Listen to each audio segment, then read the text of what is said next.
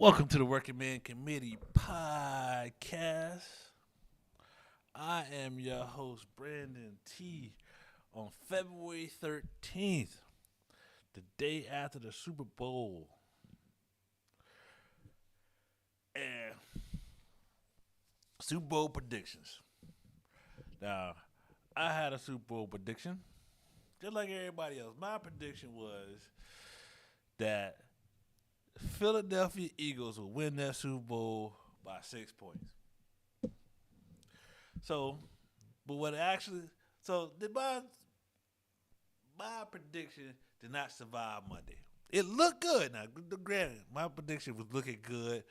First half, Jalen Hurts, Philly, said Jalen Hurts rushed for like 2 touchdowns, threw for one, and it was looking real good.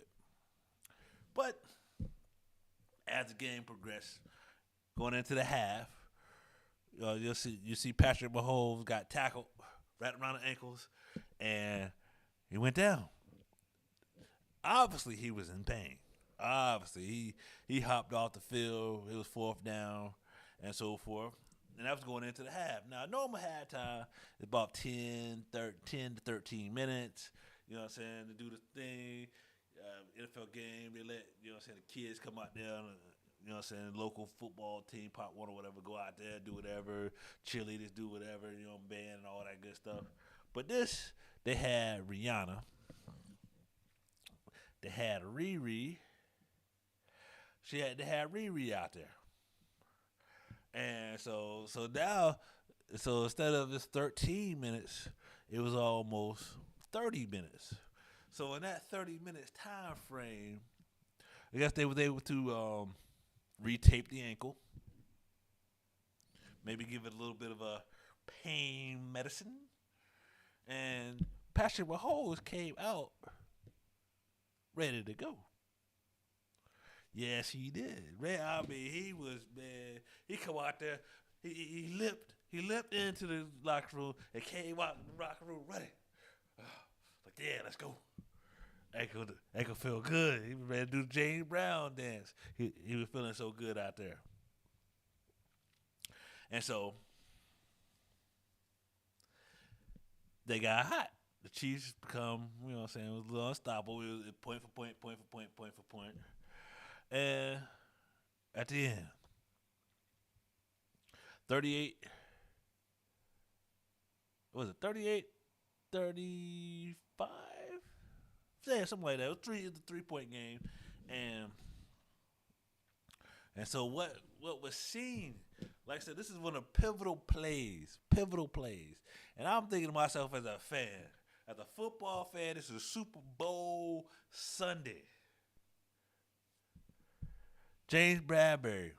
It's called James Bradbury with the hold. Now, granted, did he grab the guy? He did. Did he turn the guy? Did he impede the guy? Did he knock him to the ground? He didn't. So now it turned into, should that play have been called? Should the holding call be called on Bradbury? Bradbury used to be a Carolina Panthers at one point in time. He bounced around from there to Giants and somewhere else. Now he's with Philly. Now, NFL referee, Super Bowl, last few minutes of the game. Do you call that call or let him play? Now, granted, the NFL has got away from want more of an offensive fantasy football type deal, where the offense does something you can't really do nothing. But think about it. Back in the day, you know what I'm saying? You know what I'm saying? Late '90s, so forth. They had to bump and run. You know what I'm saying? This is before fantasy football was what it was. You know what I'm saying? You're a quarterback. You can check the guy. You get your 5, and then you elbow him a little bit. You know what I'm saying? You bump into him a little bit as y'all running down the field. The bump and run. And then they got rid of that when they started talking fantasy. So then we get to the point now. It's like these referees is been in these controversial calls a lot of the time, and so with that call and so forth,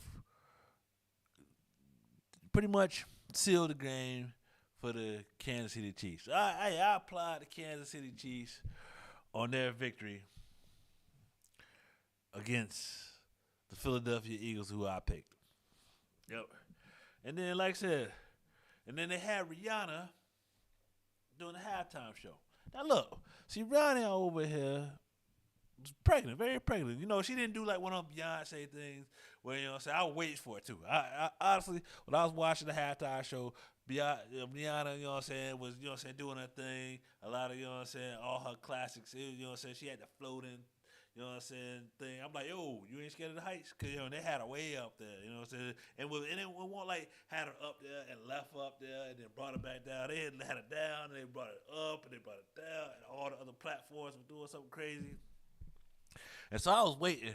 I'm looking at her like, okay, that belly out there. I wait for her to like, yo, drop the mic, you know what I'm saying, like Beyonce did on her first baby, rubber belly or something like that. But nah, she just pretty much stated, you know what I'm saying, just did her set, like I said, old classic. Nothing but her though. I was like, yo, let's see, you know what I'm saying, Jay putting it on for Rock Nation. Is Jay gonna be out there with her? I was like, oh, is she gonna have any features? Nah, she rocked it all by herself. And like I said, I'm applying Rihanna. Like I said, that right there was a good halftime show. You know what I'm saying? If I'm ranking the last one, I'm like I said, the Dr. Dre show that was here. The Rihanna show was right there with it, and so forth. But yeah, so like I said, I hate to see the NFL season go. You know what I'm saying? But like I said, at least it was a good game. It won't like the college national championship game where Georgia blew out TCU. Like I said, this was a good game from start to finish. You know what I'm saying? Very competitive, very back and forth.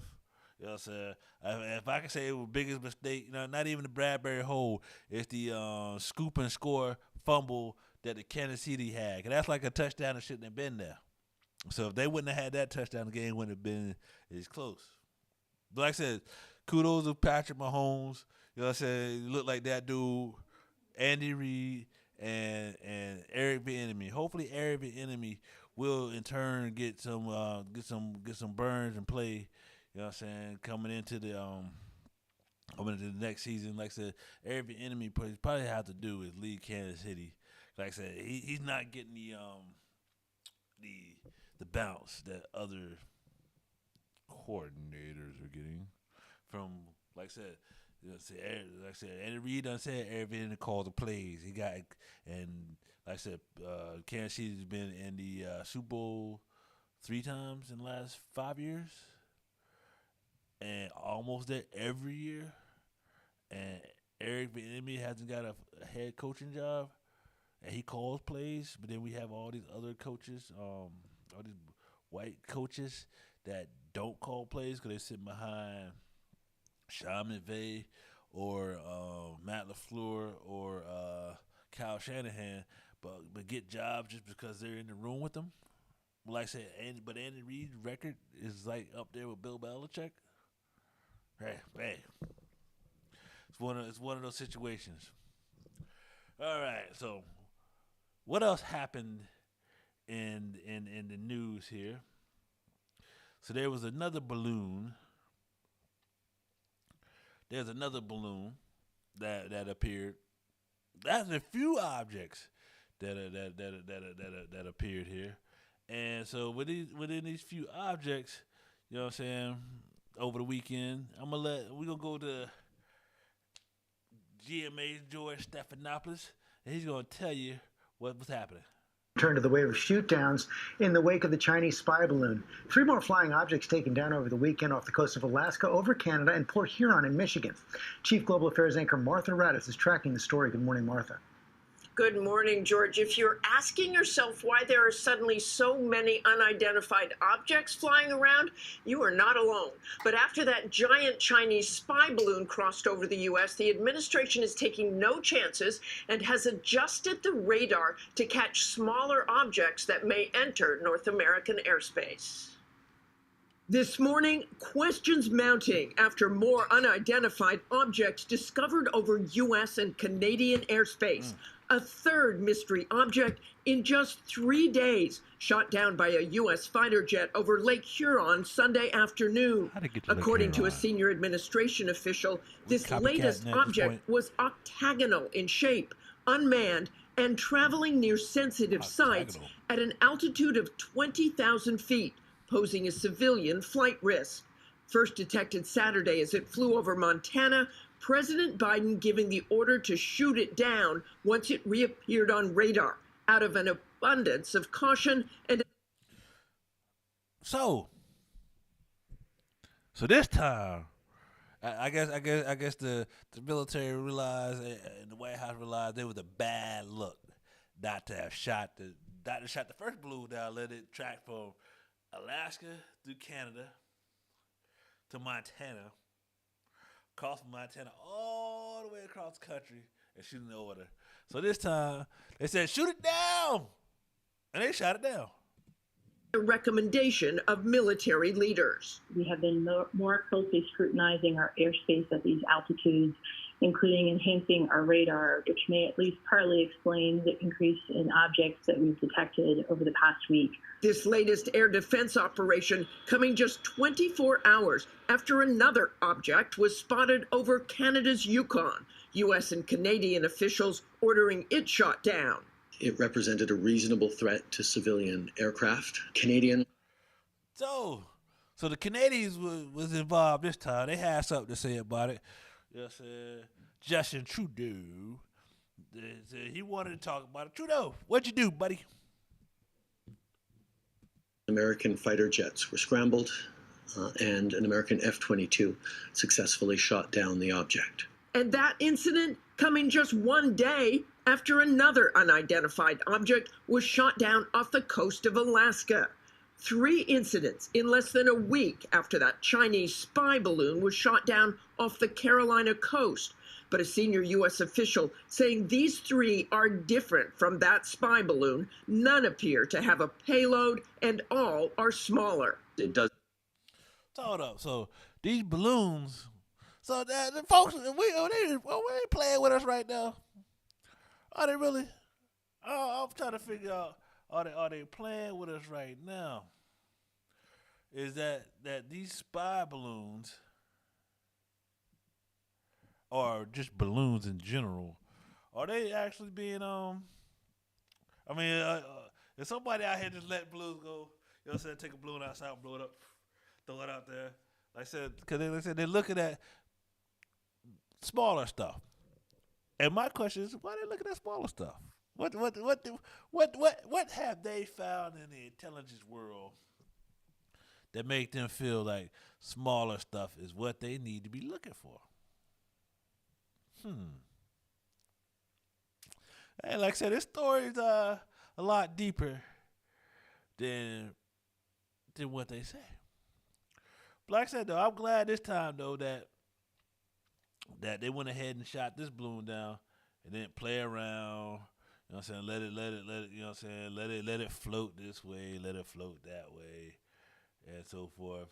And, you know what I'm saying, didn't wait to the absolute last minute for things to, in turn, look bad. All right, cool. All right, so next story, working man. Something happened at the NFL. And I'm going to say this. I'm gonna put this one in politicians or former politicians tripping. And we're going to put this on the Republican side of the house. Republicans. Why? So there's a photo out there of Kari Lake. Yep. Of Kari Lake. See, you see her here sitting down while everybody else is standing up. She's sitting down, act like she want to be somewhere else. Yep. So this photo goes viral of Kari Lake refusing to stand for the Black national anthem at the Super Bowl. So who is this Kari Lake person? So she is a former Arizona gubernatorial. I mean, she ran for governor and didn't win. Candidate, and she attended the Super Bowl. Yep. And so they show her sitting there, hands folded, legs crossed, wishing she should be somewhere else.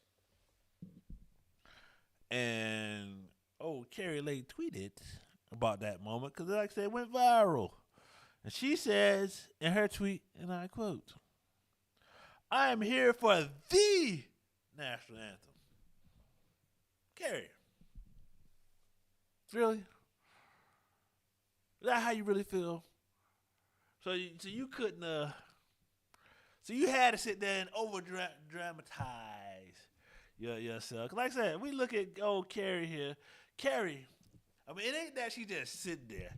She just sitting there looking like, I wish I was at home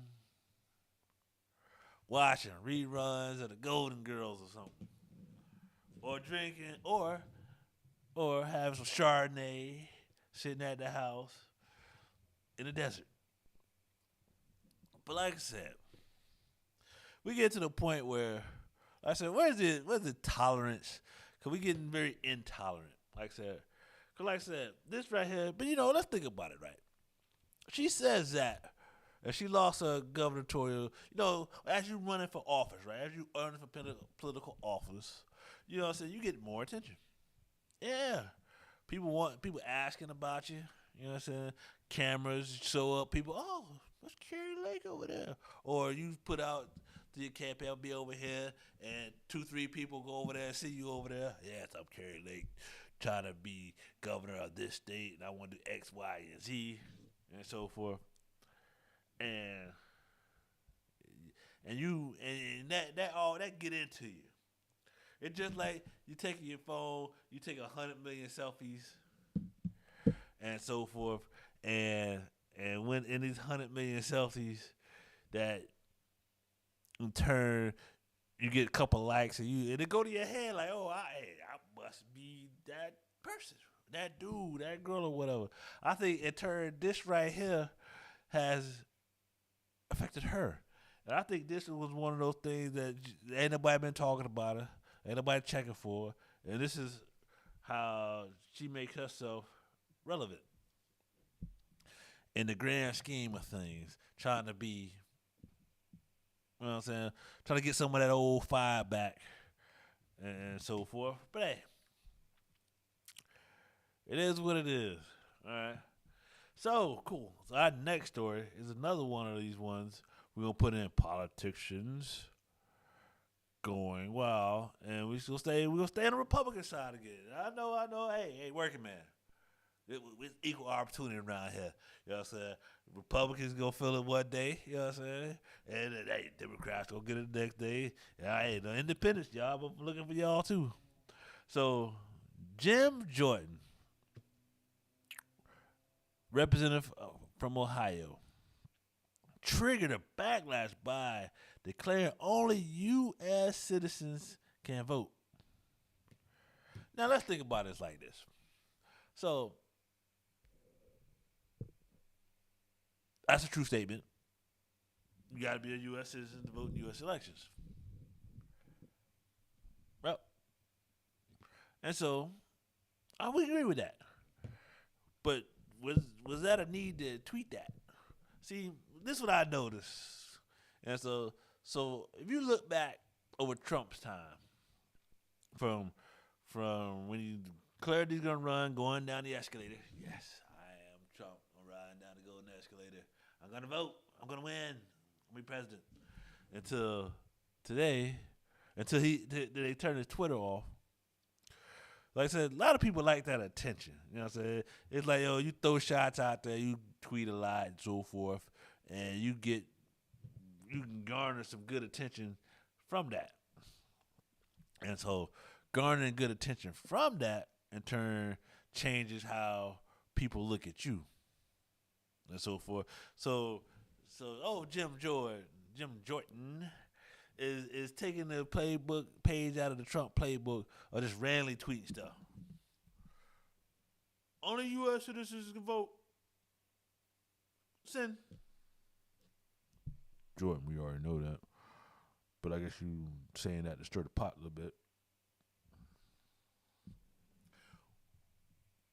Won't you just say all water's wet? Send. Kind of almost the same thing, old Jim. So Jim Jordan, like I said, don't get me wrong. I like to see, you know what I'm saying? I like to see that live action with Jim Jordan up there talking junk. He take his jacket off, he roll his sleeves up. I guess, you know what I'm saying? He try to show he the common working man. and so forth. I like, you know what I'm saying? I like when he do that, right? I like, you know what I'm saying? When he interview people, he gets louder with it. You know what I'm saying? It's take it, instead of saying something more profane, just say it louder. Say it over and over again. And then two, that will in turn change how you are perceived as you might know something extra. But like I said though, Working Man Committee, those stories is what you need to know today. So I want y'all to like, subscribe to the podcast. Check us out on social media, the Working Man Committee on Facebook and Instagram and, you know what I'm saying, Twitter, all that stuff. You know what I'm saying? Where, you know what I'm saying, we are where we deliver content for you. And everything's important to the working man. And with that said, happy Monday. NFL season's over. We're so close to picking it just right. And with that said, I'm your host, Brandon T. This has been the Working Man Committee, and we'll see you later. Peace.